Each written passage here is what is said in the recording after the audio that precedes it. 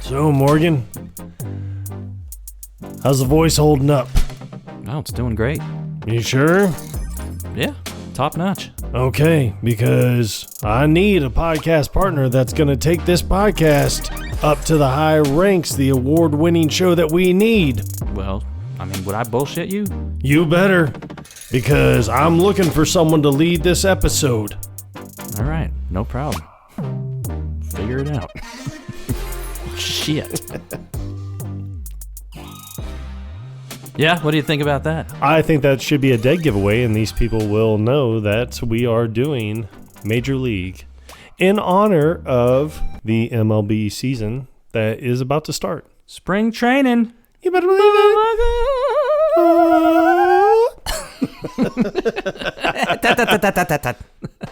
I'm sorry, I just had to get one out of the way.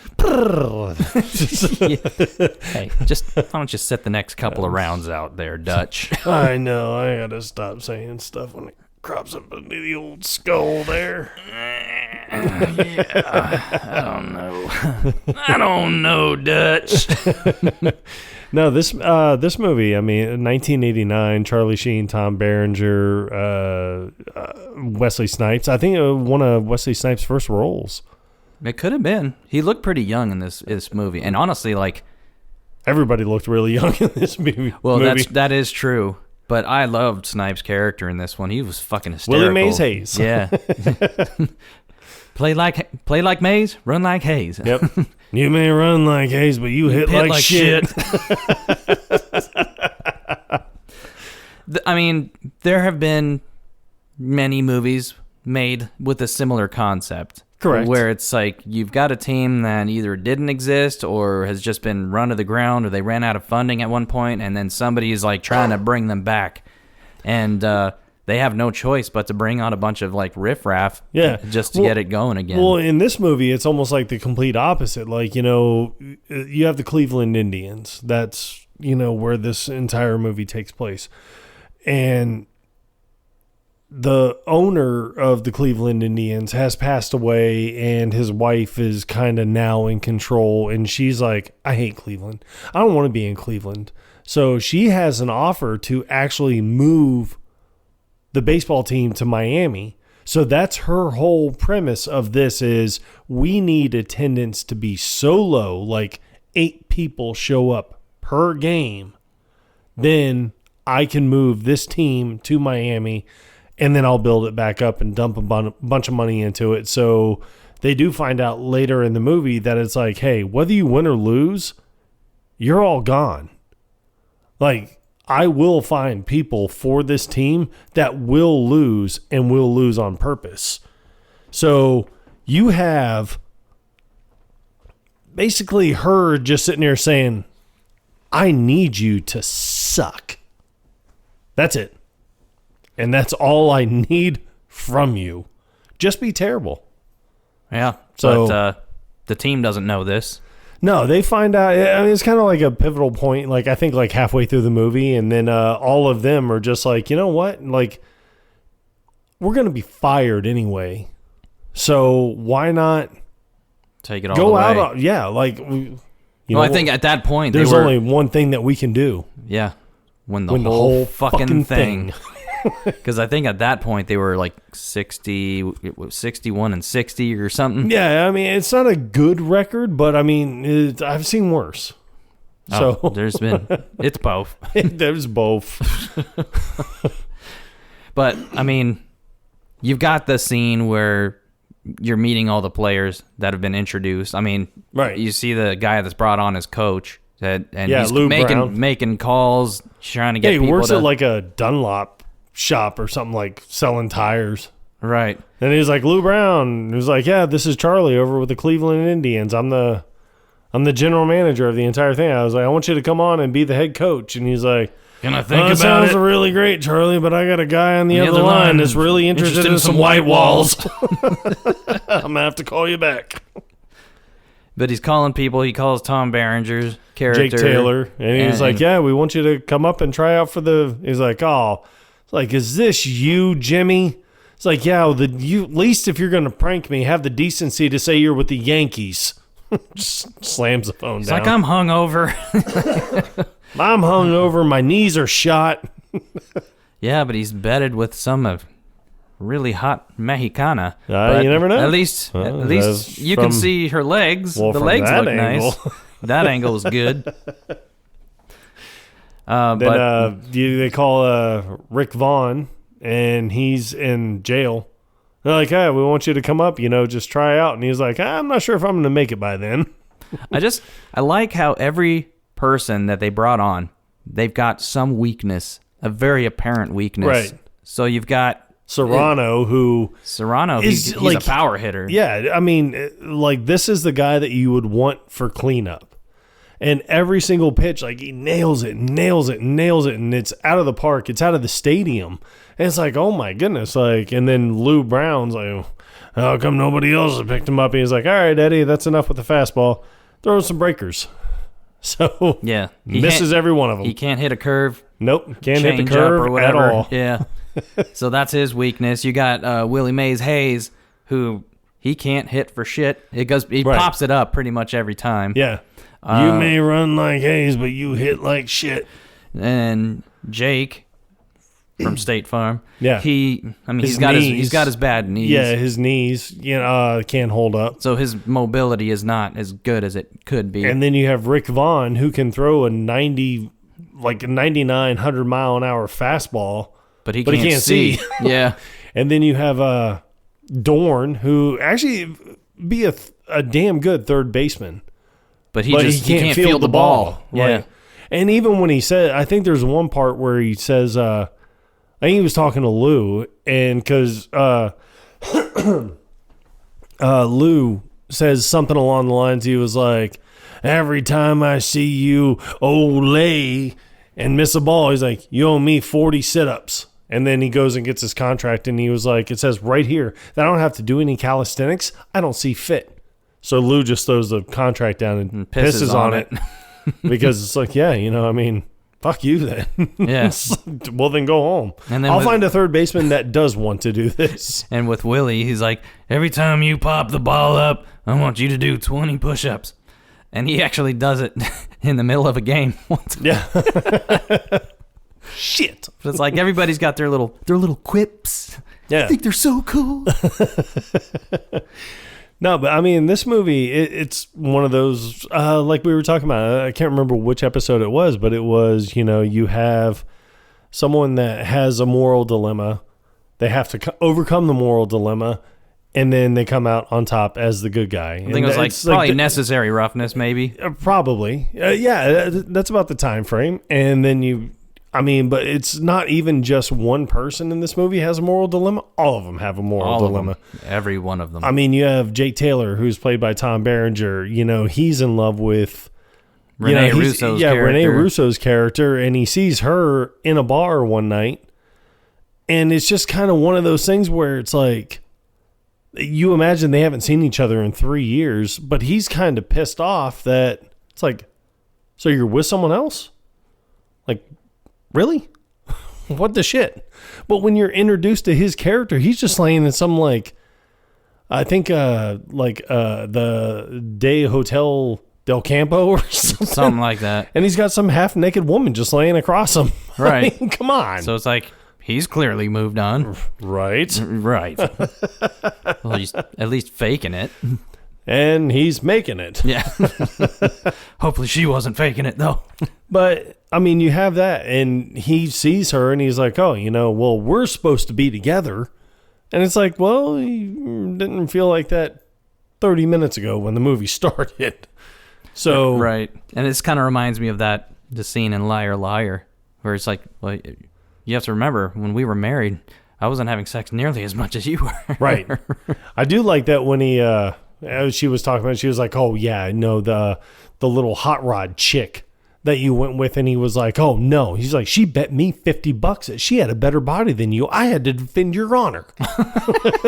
So in all essence, it was just kind of like he looked at her and said, you did this, not me. That will not hold up in a court of law. And not in this day and age. Hell no. Maybe back in the 80s, that shit may have flown. But this is one of my, I think I've mentioned it in a previous episode where I'm not a sports guy. Like, I don't follow sports. I don't have a favorite team, really. Right. I don't really care. Like, my passion is movies. Yeah, that might have been right around Waterboy, Necessary Roughness. It Like could in have that, been, yeah. But I love sports-themed movies. Right. And this is one of my favorite ones. You know, it's the underdog story. It is. And it makes for a great formula for a movie, especially when you can add the comedic factor to it. Yeah, in the damn air freshener.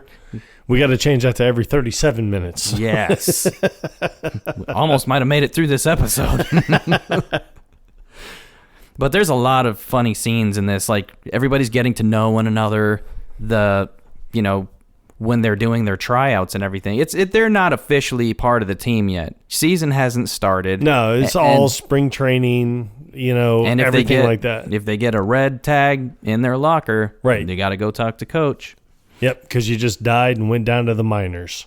Pretty much. So, everybody gets worried about it because Jake says that, and he was like, I think it's like the first day of spring training, and he said something along the lines, he's like, oh yeah, he goes, I wouldn't be surprised if I got red tagged already. And Willie Mays Hayes is like, well, red tag, what is that? And he was like, oh, if you get a red tag in your locker, it means you just died and went down to the minors. So he's, they're talking about it, and Rick Vaughn, Charlie Sheen's character, goes to open up his locker, and he just kind of glances at Jake, and Jake's like, oh, don't worry, kid, they're not going to cut anybody on the first day. But he doesn't want to take the chance, so he just slowly shuts his locker.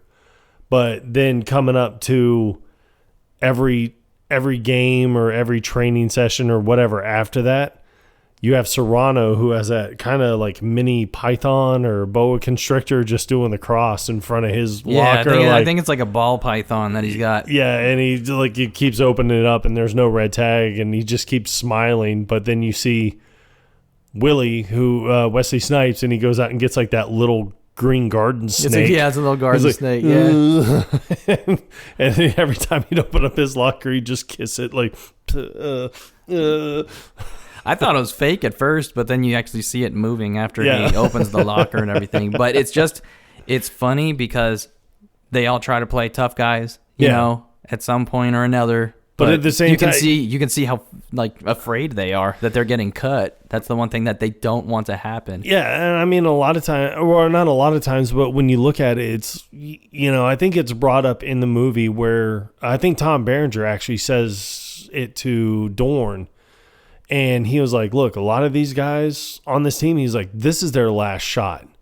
And then he was like, and then the rookies, he was like, this might be their only shot for greatness. And it was when Dorn tanked that play at third. Right. And then, Jake goes over to his house and tells him, and he was like, hey, I just want to talk to you. He's like, why'd you, he was like, you could have grounded that ball, in the ninth during Riker. He's like, that could have cost us the game. He was like, oh, don't come in here and preach to me about this. He was like, I got plans after baseball. And you sit there and think like, okay, you could have plans after baseball. That's all well and great and good and everything. I mean, you could still play well though. Yeah, I mean, you'd still put your all into it. But that's when he was like, no, this is my last shot. And he's like, and for other guys on this team, this is their last shot. And he's like, and look at the rookies. That's probably their only shot. So he tells them, he's like, I ever see you tank a play like this again? He's like, I'm going to cut your fucking nuts off and shove them down your fucking throat. Right when his wife comes in with a tray with a coffee and everything. Coffee, anyone? I kept waiting for him to look at her and just go, thank you, Susan. You've been a peach. Just left. And then she just move. But Dorn's whole thing is like, he's got plans for after baseball. And he's like, I've got to protect this, like pointing at his face. Like, this is his most valuable asset. I know. Like, he's going to be like modeling or some weird shit. And dude, you're almost like it's weird because when you look at Corbin Burnson, who plays Roger Dorn, I mean, he's old now. I don't know how old he was in 1989. I didn't really look that up. But he looked like he might have been in his like 40s, mid 40s. That's what I thought. I mean, but I don't think like he might have been in his 30s. I don't know because people seem to look older back then than they actually were. But, I mean, looking at him, I mean, you don't see 40-something-year-old baseball players, especially now. No. Maybe back when we were growing up, like, you know, you had a Cal Ripken Jr. that probably played until he was, you know, 45, 46. You have Nolan Ryan, who played almost till he was 50. And Nolan Ryan, I mean, probably one of the best pitchers ever, aside from Rick Wild Thing Vaughn. I mean, they're like neck and neck almost. One is fictional, one is non-fictional. Right. So it's up to you to decide. But I mean, I I mean, think Vaughn and Willie, they both seem to be around the right age Right. And for this. They seem to be in their like maybe the 20s. yeah, and but then you have like, you know, someone like Tom Berenger, where it's like, okay, you know, you want someone like Tom Berenger to play that part because he might have been maybe just a few years older than Charlie Sheen when they did this movie. But at the same time, it's one of those like, hey, we need someone that looks like he's been in this industry, this sports world, like he's for a seasoned. long time. Yeah, he's seasoned, and I like the fact that he's even right off the get-go, you know, people are meeting him for the first time, but it's like he still has their respect. Right. It's like maybe they've heard his name before and they're aware that he has been around. And Well, and even that's when why. he shows up for the spring training and they're like, oh, God, I wish we had him 2 years ago. And they're like, we did. He's like, well, 4 years ago. But I like when people start showing up for the first time. Yeah. Like you got Willie pulls up and he pulls all the way in, like It's- right near the fence. He's driving like a VW Beetle, but the front end's tore out and it looks like a Rolls Royce. Yeah, it's like they made it fancified. It's got the hood ornament and everything. So stupid. But he gets out and you just see him dressed up like all fancy. Hey, how you doing? Hey, how you doing? My man. Parking lot's back over there. Oh, okay. He's like, really hope you're going to stick around. He's like, as soon as I get back, I plan to put on a hitting display. Yeah. It's not what you think, though. Yeah, no, he can't hit for shit. Then you got Serrano, who's, you'll know him as the Allstate guy. Right. Correct. That's a given. Yes. But, I say, like, fuck you, Jobu. like, who is this guy? Oh, that must be Serrano. Yeah, I know. We picked him up from the Puerto Rican league. It's like Cuban. a lot of Cuban. people. Or yeah, Cuban league, and he was like, a lot of people won't take him because of his religion. What's his religion? Voodoo. Then you got Jobu, his little statue that sits in his locker. Yeah, a lot of the funny moments with him are with, he's got his little, and it almost looks like a troll doll. It Like does. those that were popular Yeah. in the early 90s. But it's like carved out of wood. And he uses this guy, like this is almost like his god. This is who he you know, sacrifices things to. Yeah. And this is how he gets his positive vibes Right. to play well. Everything in this movie to him revolves around Jobu. So it is, you know, I give thanks to Jobu because Jobu lets me hit fastball very well. But when Roger Dorn shows up and he pulls a golf bag out full of golf clubs, and it's like, wrong sport, mate. All right. I don't know who would bring golf clubs into a baseball clubhouse. I don't understand that either. Yeah, Like, it made no sense. I mean, it's funny because as the clubs are sitting there and, you know, Serrano walks over and he was like, oh, hats. for bats. Takes one of the club heads off and just puts it on his bat. And he was like, oh, you a golfer? Oh, what's your handicap? And then goes to turn and walk away. And he's like, hey, Tata. He's like, hey. Yeah, because he walks off with the club. Yeah, because he cover. put it on his bat. Like, I keep bats warm. But he's a big dude, and he's like, "What are you gonna say?" No. I'd say, hey, that's mine. But when he puts it on his bat, and then he just looks at me, he's like, gracias. And turns around to leave. And he's like, hey. It's like, yeah. And he turns and just stares him down. He's like, you're welcome. But then you got I can't think of his name, the character's name, the one that stole the rum. Oh, Harris. in that one scene. Yeah, Harris. But they're talking to him about like who he prays to. He's like, well, we're gonna, we pray to Jesus Christ. Yeah. And He's like, you ever thought about taking the Lord and Savior Jesus Christ as your person? He's like, oh God, Harris, knock it off. He's like, oh, Jesus. Yes. Yeah, I like him. I like him. I like him very much. But he can't help me hit the curveball. Are you trying to say that Jesus Christ can't hit a curveball? I do like right before that, his when they're in the locker room and everyone's just like, I think it's the first day of practice and everything, and he takes his shirt off and he's got some white cream up here on his left shoulder. Yeah, and he was like, and Rick looks at it and he was like, what's that? And what's he that was like, shit on your chest? Yeah, and it was like Crisco, and then he on his head. I can't remember what it was. Darvasol or something, and then he's like Vagisil. Yeah, and down then here, like on his hip, he was like, I got Vagisil. He's like, unless the ump's watching me, he's like, it can give you an extra inch drop on your curveball. He's like, unless the ump's watching me, he's like, I'll take a little bit of jalapeno and stuff that up my nose, get my nose running real good, and just be like. You put snot on the ball? Son, at my age, I put anything on that I can find. I ain't got an arm like yours anymore. He's like, and someday you will too. But yeah, Vaughn, he's he can throw the hell out of a ball, but yeah, he has no control. And you don't find out until later on that it's because his eyesight sucks. Yeah, and he just can't see. And he's so concerned with this tough guy image that he's put on that he can't wear glasses. Like glasses are for pussies or something. You're going to look like a nerd. Yeah, that pretty much. I used to beat these people up. What do you mean, these people? What do you mean, these people? Exactly. So, but when they find out like, oh, you need glasses.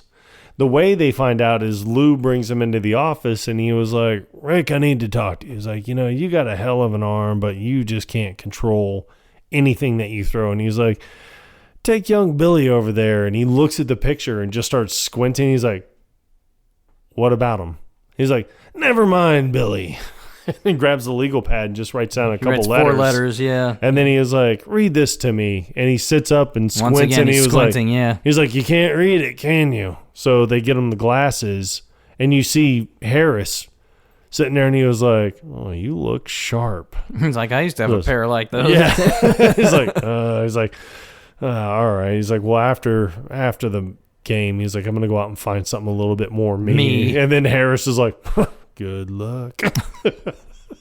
But he does. He ends up finding the thick, like black framed glasses with like a skull right in between the eyes. Skull and crossbones. Yeah. It's so good. It worked for him. And it helped his pitching game. It did. Tenfold. Then when I think they were playing the A's and Rexman, it was the one where Dorn like puffed the hit by third base. And you see, Rick up on the mound and he just kind of glances over at Dorn and, Jake Taylor walks up and he's like, hey, he was like, what's going on? And he was like, it's like, fucking Dorn. It's like, oh, he tanked that play. He's like, fucking game should be over right now. He's like, hey, this isn't the California Penal League. We don't tank plays on purpose. He's like, look, how much you got? And he was like, can you just throw a strike? Like, yeah, but there's not going to be much on it. My arm feels like Jell-O. He's like, come on, relax. I want him to swing. And he's like, oh, yeah. Last time I did that, the ball hasn't landed yet. He's like, I'll take care of it. Yeah. And he starts talking about his wife. Yeah. It was like, hey, Rexman. He was like, wow, look at this. It was like, hell of a situation we found ourselves in. He was like, 2 out, 2 on. You guys are down by 1. It was like, wow, huh? You got a chance to be a national hero. It's on national TV. Wow. Oh, it's like, well, anyway, it's like, well, I saw your wife dancing over at the club last night. It's like, huh, she's a cute little filly and everything, got some nice moves. He was like, and that guy that she was with, oh, I'm sure he's just a close personal friend. Right. It's like, but answer me one question. What was he doing with her panties on his head? Yeah. And he pops it up like Willie. Oh, I don't think this one's got the distance. Not even a little. But I have to imagine that. I mean, that's probably what baseball is like. It probably happens all the time. Yeah, I mean, because you have to know that. I mean, like these guys, they play each other all the time. Well, I know it happens in hockey. Oh, yeah. They call it chirping. But I mean, it has to happen. Not even in baseball or just hockey. I mean, any sport. Any sport, it has to be. And I heard, like Michael Jordan, I heard he used to talk shit all the time. Oh, I don't doubt it. I do not doubt it at all, because Michael Jordan and Mike, I know you're listening, bud, but I've heard that you are an incredible shit talker. Yeah. So it's impressive. Yep. It's a mental game, man. Yeah, I know. It is. It is. You have to get inside your opponent's head in order to win a game. Nothing wrong with it. So, I mean, kudos to all these phenomenal players. If you're able to shrug that off, then, more power to you. Because God knows, he gets in your head. You're going to fuck it. Yes. Yes, you fucked it. You fucked it. Some days are fucked. But you have the dynamic of like the crowd that's like next to nothing in the very beginning. Yeah, I think it's like an attendance of like in a stadium that would seat 50,000 easily. You got 60 people. Then you got Bob Uecker. Not like 60,000, but 60 people. Listen to that crowd. And he's like holding the mic, just different angles, and it's nothing. Nothing. One of my favorite scenes with Bob Uecker, though, is, and I do say this a lot, is, he has two different parts where I'm like the one he was like, oh, well, the after game is brought to you by, and he's going through his papers, and he's like, I don't know. I can't find it. To hell with it. I say that a lot, and the other one that I say is when I can't remember which team they were playing, and they're like, oh, yeah, we got one hit. And he's like, that's it? That's all we got is one goddamn hit? And his partner's like, covers his microphone. He's like, you can't say goddamn on the air. And he's like, no one's listening anyway. I think that was going to be our intro. Yeah.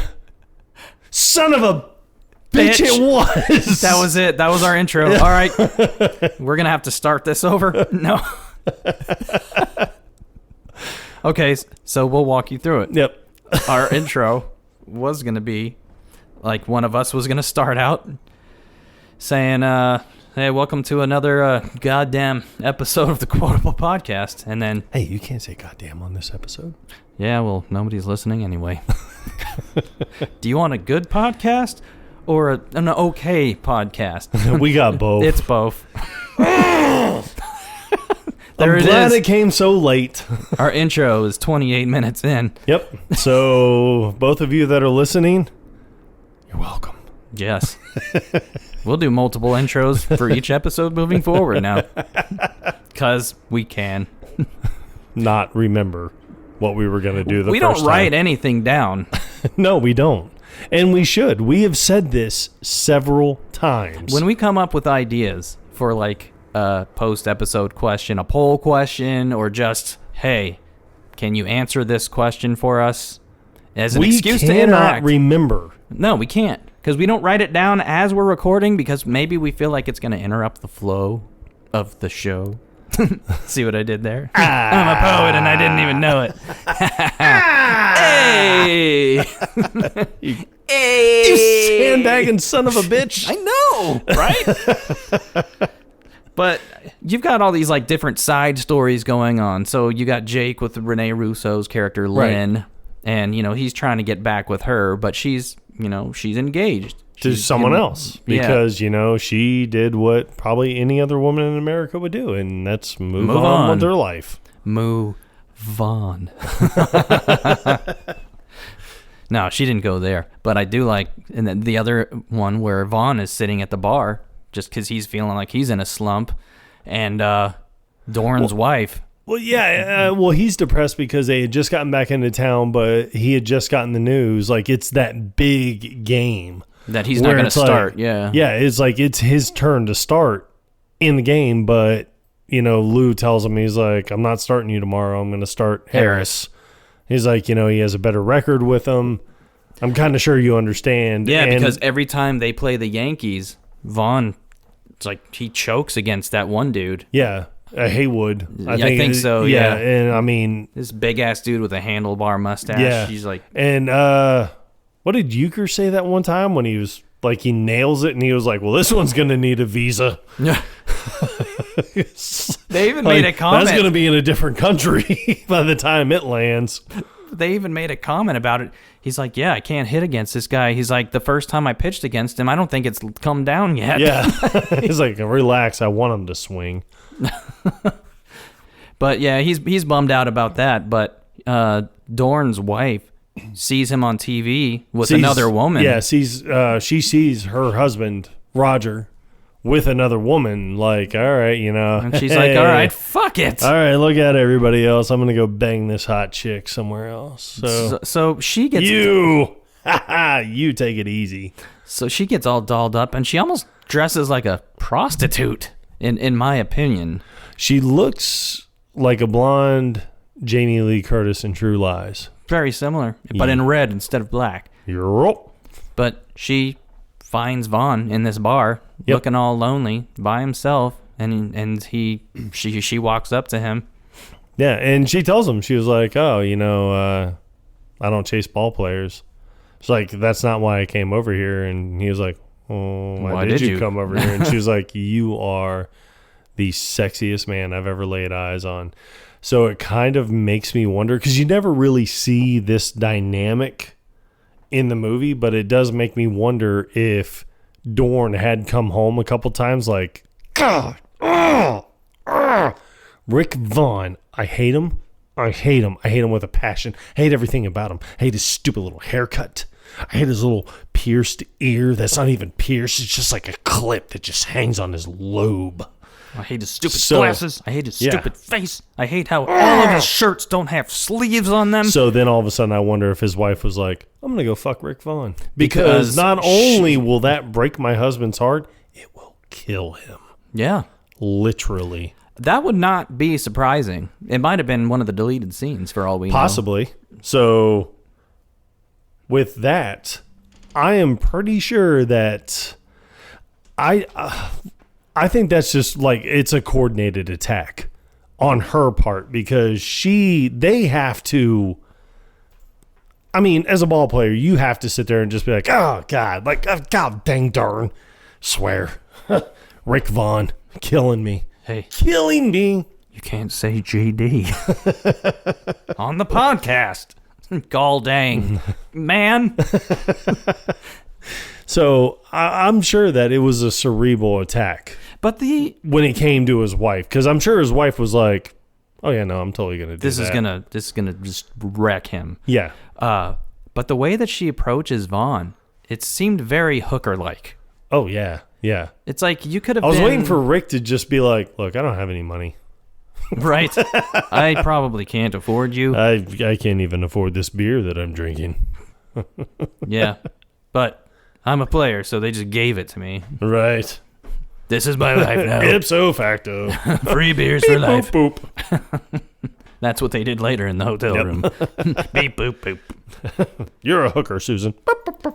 Yeah, but he doesn't even hear her. He doesn't know her name or find out her name until after they've done the deed. Yeah, and he's asleep, and she's getting dressed. Oh, God. Yeah, and then he was like, I never even got your name. And she was like, it's Suzanne. Suzanne Dorn. He's like, Dorn. Suzanne Dorn. And then she gets back on the bed, and the way she crawls on the bed. Mm-hmm. It's very hot. And she's like, Mrs. Roger Dorn. And as she's leaving, so the only thing I can imagine is like Jake and Rick have like an apartment together or something. Yeah. Yeah, because he's just like in the fridge, like, oh, okay, and she comes walking out and she's like, hey, Jake. He's like, what? He's like, I didn't know who she was. Yeah, so he goes and looks in the room, and there's Rick on the edge of the bed, and he's like, I didn't know who she was. I swear to God. You could tell he was being earnest. Yes. But then the next day, Jake says something. He was like, look, I don't know what Roger's wife is trying to pull right now. But at the same time, you have to sit there and look at it and just be like, she could have told Rick the truth. It's been like, look, I saw you guys on the news. My husband was banging some skank in fucking North Dakota. Right. Where you guys just came from. Bam. I had to get back at him. So I'm glad that you impregnated me. And this is awesome. Because I can rub that in his face 9 months from now. But Jake's just like, I don't know what she's playing at. No idea. But I like one of the next scenes, like upcoming scenes. You see her, I think Dorn is sitting on the couch. No, she's sitting on the couch and he's getting ready to leave and go to the Yankee game. And he was like, all right, babe. He's like, give me a kiss for good luck. She gives him a kiss and he was like, oh yeah. I've got to tell you something. Yeah, and she was like, I got to tell you something. He's like, what? But and you don't hear her say it, but yeah, but I mean, I kind of imagine, and I've thought this for decades. Now, is that when she tells him? I'm pretty sure that she just said, "Hey, Rick Vaughn, your pitcher." She'd be like, "Yeah, I know." And be like, "Yeah, I fucked him." But she didn't say, "Hey, I saw you on the news banging some skank." Whatever. So I went out and fucked one of your teammates. I'm pretty sure that she was just like, yeah, Rick Vaughn, the guy you always complain about. And be like, yeah, I'm carrying this child. I took his seed. I took the seed. I succeeded.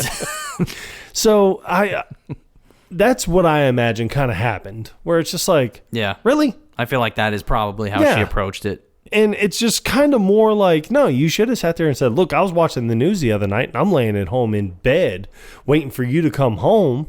Thinking, oh, you have an 11 o'clock flight, so you're just going to come walking in at 3 o'clock in the morning and bam, you're going to rock my world. But that's not what happened, is it? No. You hooked up because I saw you on the news. Some floozy. Yeah. In Vegas, of all places. Or wherever it was. Yes. And what happens in Vegas does not stay in Vegas when it's on TV. No, I think... Dumbass. I think it was... their trip to like Texas or something. Yeah. So, but yeah, no, he was with like some Texarkana chick. She could have just been like, bam, saw you on the news. What the deuce? And that one rule does not work. I recorded it. That one rule does not work. And I think it's from Road Trip, where if you're in a different zip code, it doesn't count. Nope. Stupid rule. Who comes up with this shit? College guys. No, it's a different area code. Yeah. It's totally fine. Because it's your dog. But I'm not going to touch on that one. Not until we do that episode. So, yeah, I mean, but with this, at the very end, then you have Serrano who's like, oh, man, we all the way to the playoffs. Like, we're in the playoffs and everything. It's like, there's only one thing that I can do. I had to sacrifice a live chicken.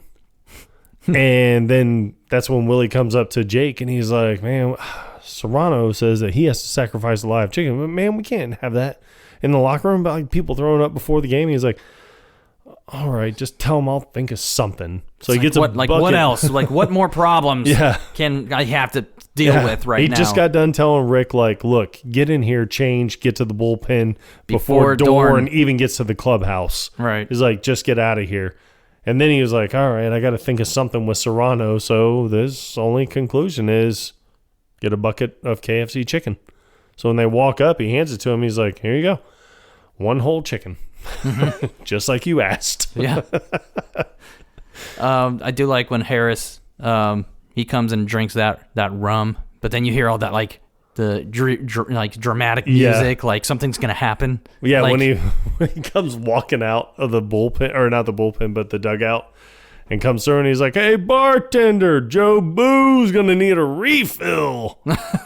But there was a warning from Serrano before. Mm-hmm. When he sat there and he was like, I wouldn't leave that rum sitting around with this group of fellas. And everyone starts laughing. And that's when he gets in his face and he's like, nobody steals rum from Joe Boo. It'd be very bad to steal rum from Joe Boo. Very, very bad. And he looks worried. And it's like, you can't help but take everything Serrano says seriously. But when he comes out of the bathroom and everybody's out of the locker room and he's zipping up and he just grabs the shot glass and he's like, up your butt, Joe Boo, and takes a shot. And then he was like, hey, bartender, Joe Boo's going to need a refill. And that guy doing batting practice, the bat slips out of his hand, knocks him out. I mean, come on. It's like perfect timing almost. It was. Volkswagen. One of my favorite scenes, though, is, it's one of the later games, and Serrano he's missing curveball after curveball. I think he's struck out like 2 or 3 times at this point already. Right. And he's back up to bat. He gets 2 strikes on him, and then he's, kind of gathers his thoughts and everything. He's like, okay, Joe Boo. He's like, you want to let me hit the curveball? He's like, you won't help me out when I need you? He's like, I say, fuck you, Joe Boo. I do it myself. And then he demolishes the ball. They throw another curve and he's like, fuck it. Like, yeah. I know what to do now. That thing is definitely in the next county. It is gone. So that's, and I love moments like this in these sports movies. It's like when you have somebody who overcomes whatever is ailing them. That's a given. Yes. So it's like that, and then Vaughn, who's finally able to pitch again because he got his glasses, and Jake, who's just, I don't know. I don't feel like he ever really overcame anything, but he's just kind of the backbone of the team. His personal life is what he would have overcome. Yeah, but then even Dorn, he improves his game. He's actually fielding the ball, after, realizing that, he's got to do the right thing. Yeah. He's part of this team, and he needs to take it as far as he can go. Yeah. So I like that aspect of it. Yeah, I mean, when it comes to these sports movies, that's always a good, just kind of a good message that sends out. It's like, hey, no matter what you're going through, I mean, you can still overcome anything and everything. And I mean, I think that's one of the things that I enjoy about sports movies, because, I mean, it doesn't matter. Any sports movie that you watch, I touched on it in The Waterboy, I touched on it in Necessary Roughness, but it's a movie where you sit there and watch it. You have the heroine of the movie. But there were no drugs in this movie. That's heroin. Yes.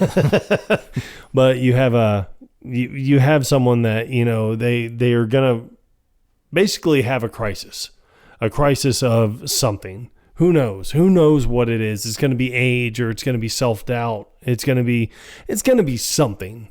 And then from there, it's like, okay, now they're going to be like, there's a love interest that's going to be put into play, and they have to overcome whatever fear or ailment or whatever and still win back the love interest. And I mean, that's just what makes it like a feel-good movie, to where you're like, oh, wow, that hit home.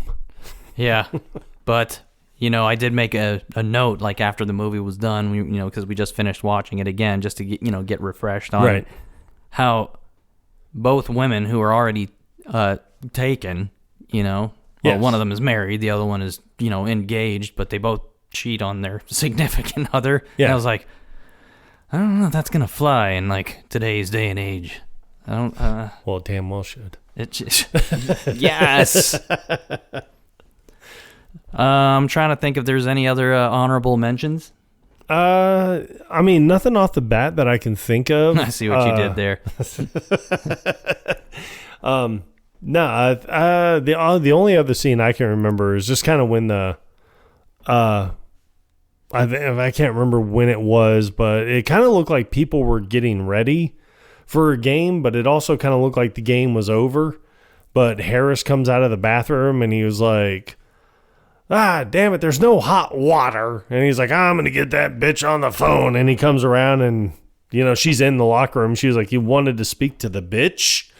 And he's just standing there butt-ass naked. And she was like, don't you want a towel or something? Don't you want to cover up? Yeah, and he was like, we're out of clean towels. I was like, and I'm too old to go diving in a locker. She's like, well, I can handle it if you can. Yeah, and he just stood there. I mean, he's already expressed, yeah, I can handle this. Like, I don't give a shit about you, lady. Now he's expressing and exposing. Exactly. Yeah, that was a good scene because the owner of the team is doing everything in her power to sabotage them. Right. Because if they have less than, I think it was 800,000 attendance for the rest of the season or for the whole season, then she can move the team down to Miami just like she wants. And that's what she wants because she wants to be in a warm tropical climate. So I like what Lou does to motivate the team to just win. Yeah, when they decide we're just going to take this thing all the way. I feel it's going to take about 32 more wins to bring us to number 1. Because she used to be like, what is it, a stripper, exotic dancer, or something? I can't remember. The only thing it ever said in the profile was that she was a showgirl in Vegas. So he gets a cardboard cutout of her with, she's just wearing like a thong and pasties. Well, you find that out eventually, but they've got, I don't know, there's something with double-sided tape on it. Like it looks like a dress. I figure every time we win, we'll just take a piece off. There's like 32 games left in the season, and every time they win a game, they get to pull off a piece of this dress that's on this cardboard cutout. And that's their motivation. Yep. It's like shaming her, even though she's not aware of it. That was always a funny moment to me. Yeah. No, it's a phenomenal moment. I mean, the only other thing I can think of is... the moments between her and, what's his name, Tom? The other... like her assistant or something, and he's Charlie. Yeah, he's like cheering on the Indians. Like he's so happy to see them doing well, and she hates it. Down, Charlie.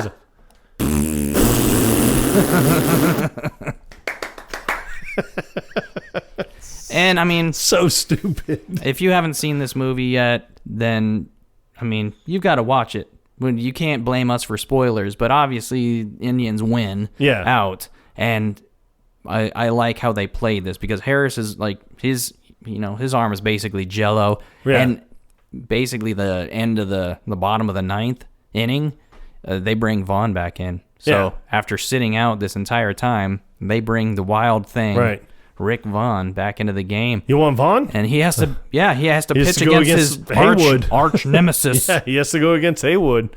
But I love Taylor's expression because you want Vaughn? He's like, I know he's got a shit record against this guy, but I feel that he's due. Yeah. And we were talking about that, and I was like, that's what I love about baseball because, you get these power hitters that go into slumps. You get pitchers that cannot do good against this one person. And you have everything like that, but that is always the go-to. Be like, yeah, he's had a problem, but I feel he's due. Yeah. And that's all you need to say about it because any person that knows anything about baseball, you'd be like, yeah, I guess he is due. Yes, there's something to that. Yeah. Yes. Your argument makes sense, good sir. But, Jake is trying to get him to just pitch the fastball. Yeah. It's like, all right, let's do it. Yeah. There's something's going to happen. I think he's got the confidence now, even though he had fear of, like, Dorn. Yep. Dorn's over on third base, and before Vaughn even throws his first pitch against Haywood, Dorn comes walking over to the pitcher's mound, and you see Jake stand up, and he's looking like, oh, shit. and then, he walks up to Vaughn. Ask for the ball because you have to do that or else. Like if the third baseman walks over, the first baseman walks over, the second baseman walks up or shortstop or whatever, like someone has to ask for the ball or else it's just going to be like a penalty kind of thing. Like so wasting time kind of thing. Yeah, so it's like you have to give the person the ball and, but his whole thing is just like, I only got one thing to say to you. Strike this motherfucker out. Then walks away. That didn't go at all as I was expecting it to. I was expecting something way different. Yeah. Well, he still gets his hit in at the end, but, after they win it. Bases are loaded. Yeah. And you got the Yankee power hitter up at the bat. Yeah, it's just, he's batting cleanup. So, I think the first pitch clocked in at like 97. The second one 97, was 99, and then the last one was like 101. So he's increasing by Yes. 2 miles an hour with each pitch. I mean, with all that rest, it's got to be 101. Yeah, yeah. But it's a great moment of victory for the Indians, and it's just a great movie overall. You're welcome, Cleveland. Yes. That's all I gotta say. That's Major League, everyone. Yes. And I mean, everyone, thank you for your continued support. We love each and every one of you, and Both. Hey, It's both. it's both. It's both of them. So we're not gonna have a poll question this time because No. I'm not gonna write it down. And Maybe neither am next I. time. So We'll but, see. Until next time. Quotable Podcast. Out. Just a bit outside. Fuck you, Jobu.